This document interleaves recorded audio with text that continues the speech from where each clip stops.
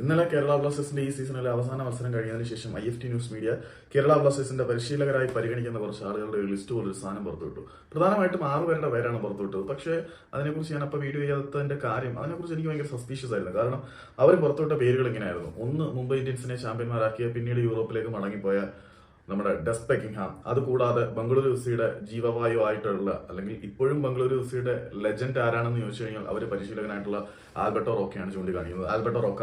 പിന്നെ മോഹൻ ബഗാൻ സൂപ്പർ ജയൻസിനെ ചാമ്പ്യന്മാരാക്കിയ അന്റോണിയോ ലോപ്പസ് സബാസ്. പിന്നെ ഇന്ത്യയിലെ ഏറ്റവും സക്സസ്ഫുൾ ആയിട്ടുള്ള പരിശീലകന്മാരിൽ ഒരാളായിരുന്ന കഴിഞ്ഞ സീസൺ വരെ പ്ലേ ഓഫിലെത്തിയ ഈ സീസണിൽ പ്ലേ ഓഫിന് പുറത്തായ ഒഡീഷ എഫ്സിയുടെ പരിശീലകനായിരുന്ന സെർജിയോ ലൊബേറ. പിന്നെ മോഹൻ ബഗാൻ സൂപ്പർ ജയൻസിന്റെ ചാമ്പ്യൻ കോച്ചായിട്ടുള്ള മൊലീന. പിന്നെ കേരള ബ്ലാസ്റ്റേഴ്സിന്റെ പഴയ പരിശീലകനായിട്ടുള്ള ഇവാൻ ബുക്കോമാനോവിച്ച്. ഇനി ഇതിനകത്തുള്ള പ്രശ്നങ്ങൾ ഞാൻ പറഞ്ഞുതരാം. മൊലീനയെ സംബന്ധിച്ചിടത്തോളം മൊലീന ഇപ്പം ചാമ്പ്യനായിട്ട് നിൽക്കുകയാണ്. അദ്ദേഹത്തിനെ എന്തായാലും കേരള ബ്ലാസ്റ്റേഴ്സിന് ഇപ്പം അപ്രോച്ച് ചെയ്യാനുള്ള ഒരു ചങ്കൂറ്റം പോലും ഉണ്ടാകും എന്ന് എനിക്ക് തോന്നുന്നില്ല. കാരണം മൊലീന ഒരു ഡിമാൻഡിങ് കോച്ചാണ്.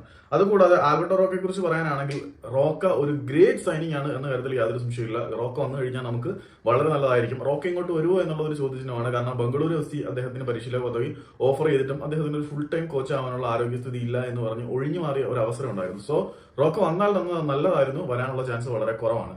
പിന്നെ ഇവാൻ ബുക്കോമാനോവിച്ചിന്റെ തിരിച്ചുവരവ് ഒരു പോസിബിലിറ്റി ആയിട്ട് പറയാമെങ്കിൽ പോലും അതും ബോർഡിലെ ചില ആളുകളുടെ പ്രശ്നവും ഇവാന്റെ മടങ്ങിവരവിൽ ഇനി പഴയ ഇവാൻ ആയിരിക്കുമോ എന്നുള്ള ഒരു ചോദ്യചിഹ്നമാണ്. ഇവാന്റെ ആറ്റിറ്റ്യൂഡ് തന്നെ മാറാൻ സാധ്യത ഉണ്ടായിരിക്കും. പുള്ളി ഒരു ഡിമാൻഡിംഗ് കോച്ചായി മാറും എന്നതും ഒരു വസ്തുതയാണ്. പിന്നെ അന്റോണിയോ ലോപ്പസ് സബാസിന്റെ കാര്യം, ഹബാസിനെ ബ്ലാസ്റ്റേഴ്സ് ഓൾറെഡി അപ്രോച്ച് ചെയ്തിട്ടുള്ളതായിരുന്നു. ഹബാസ് ഇന്റർകാശിയുടെ സ്പോർട്ടിംഗ് പ്രോജക്റ്റിൽ വളരെയധികം ഇംപ്രസ്ഡ് ആയിട്ട് അവരോടൊപ്പം നിൽക്കും എന്ന് തീരുമാനിച്ച് അങ്ങോട്ട് പോയതാണ്. ഇന്റർകാശി ഇപ്പം ഐ ലീഗ് ചാമ്പ്യന്മാരാകാനുള്ള സാധ്യത വളരെ കൂടുതലാണ്. നിലവിൽ ഗോൾ ഡിഫറൻസ് കാരണം പോയിന്റ് പട്ടികയിൽ 2ാം സ്ഥാനത്താണ്. എങ്കിൽ പോലും അവർക്ക് 1ാം സ്ഥാനത്തേക്ക് വന്ന് ISL വരാനുള്ള ചാൻസ് നിൽക്കുന്നത് കൊണ്ട് ഹബാസ് ഇങ്ങോട്ട് വരും എന്ന് എനിക്ക് തോന്നുന്നില്ല. പിന്നെ ഡെസ് ബെക്കിംഗ്ഹാമിന്റെ കാര്യം പറയണ്ടല്ലോ. ബ്ലാസ്റ്റേഴ്സിന് തൊടാൻ പറ്റത്തില്ല. കാരണം അത്രമാത്രം ഉയർന്ന സാലറിയും പ്രിവിലേജും എല്ലാം ഇപ്പം നമ്മുടെ ആള് ഡെസ് ബെക്കിംഗ്ഹാം അനുഭവിക്കുന്നുണ്ട്. സോ ഇങ്ങോട്ട് വരും എന്ന് എനിക്ക് തോന്നുന്നില്ല. പിന്നെ ലൊബേരയുടെ കാര്യം, ലൊബേര ഒരു ഡിമാൻഡിംഗ് കോച്ചാണ് എന്നുള്ളത് വേറൊരു സത്യമാണ്. ലൊബേരയുടെ സെറ്റ് ഓഫ് പ്ലേയേഴ്സ് എല്ലാം ഇപ്പം ഏജ് ഓൾഡ് ബുള്ളീസ് ആയതുകൊണ്ടാണ് ഒഡീഷ ഇപ്പം പുറത്തേക്ക് പോയത്. പക്ഷെ ലൊബേരയും ബ്ലാസ്റ്റേഴ്സിന്റെ CEO എന്ന് പറയാൻ പറ്റില്ല, ചീഫ് ഓപ്പറേഷൻ ഓഫീസർ ആയിട്ടുള്ള അഭിക് ചാറ്റർജിയായിട്ടുള്ള ബന്ധം വെച്ച് ഒരുപക്ഷെ വരാനുള്ള ചാൻസ് കൂടുതലാണ്. അപ്പം ഈ 6 പേരുടെയും സാധ്യതകൾ നമ്മളിപ്പോൾ ഡിസ്കസ് ചെയ്തു എന്നാണ് ഞാൻ വിശ്വസിക്കുന്നത്. പക്ഷെ ലൊബേറ വന്നിട്ടും ഇന്ത്യൻ സിറ്റുവേഷൻസിനെ അറിയാം എന്നല്ലാതെ ലൊബേറയെ കൊണ്ട് കാര്യമായിട്ടൊന്നും ചെയ്യാൻ പറ്റുമെന്ന് എനിക്ക് തോന്നുന്നില്ല.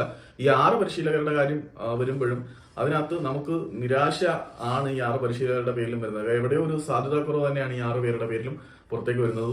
അതുകൊണ്ടാണ് ഞാൻ ചെയ്യാറുള്ളത്. ഈ 6 പേരെ കുറിച്ചുള്ള നിങ്ങളുടെ അഭിപ്രായം കൂടി ജസ്റ്റ് ഒന്ന് കമന്റ് ചെയ്താൽ കൊള്ളായിരുന്നു.